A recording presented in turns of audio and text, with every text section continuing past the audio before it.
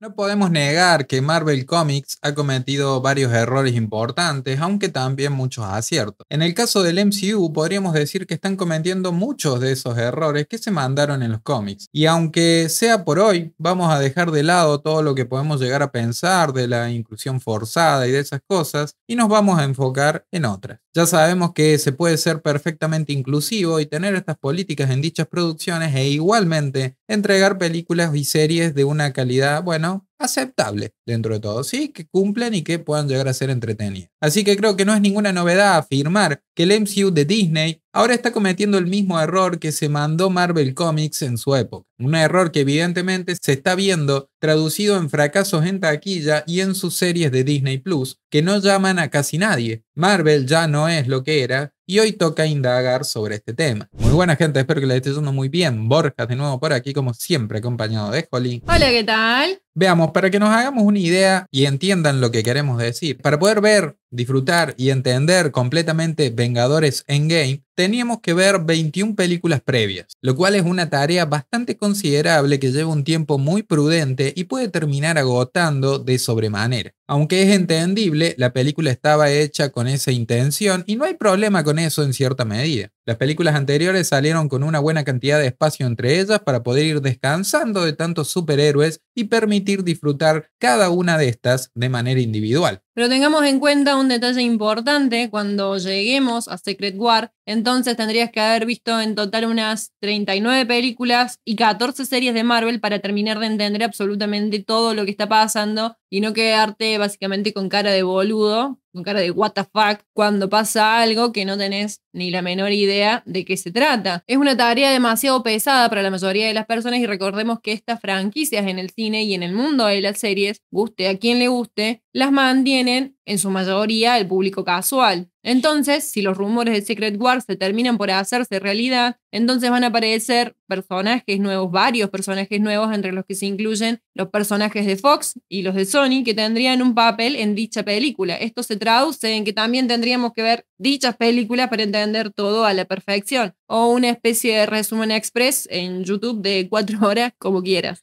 Tenemos 13 películas de los X-Men que hizo Fox si incluimos las 2 de Deadpool. También tenemos 5 películas de Spider-Man por Sony sin incluir las de Tom Holland y ni hablar de incluir las de Venom. Entonces, esto subiría a la lista de películas que tendríamos que ver para ir a entender, digamos, Secret Wars a unas 57 películas. Y cuidado, porque tampoco estamos incluyendo las series que faltan lanzarse en Disney Plus y tampoco estamos hablando de las series de Netflix, así que vamos a mantenerlo en 14 series. Entonces, eso se traduce en algo bastante sencillo. Para lograr entender, tendrías que invertir unas 66 horas para poder ver todas las películas del MCU y no estamos considerando la duración de las series de Marvel. Entonces, si ponemos como promedio que una película de Marvel dura aproximadamente 2 horas, digamos que para llegar a Secret War tendríamos que invertir unas 80 horas aproximadamente para poder estar al día. Entonces, a lo que vamos es que Marvel está cayendo en una trampa en la que ellos mismos se metieron, con una continuidad que tiene un peso excesivamente grande entre series, películas y spin-off para la gente que empieza a sentir que mantenerse al día con este universo es una especie de tarea que impone Disney. Y esto es un problema que hemos visto en diferentes cómics crossover como Civil War, Secret Invasion, Secret Wars, en donde la narrativa y la legibilidad se sacrifican debido a que se ven obligados a dividir la historia en diferentes cómics protagonizados por diferentes personajes de Marvel. El enorme problema de estos eventos es que no permiten que nuevas personas puedan involucrarse directamente y tampoco invitan a hacerlo, debido a que para poder entender todo tienen que consumir una cantidad impresionante de contenido e invertir una enorme cantidad de tiempo. Acá nosotros, para llegar a Endgame, bueno, yo llegué tarde a Endgame, reconozco que la vi años más tarde. Borja me hizo una lista con todas las películas que tenía que verlas y en orden, y las fuimos viendo y lo disfrutamos. Ahora, para poder hacer todo eso, la verdad es que no terminas más.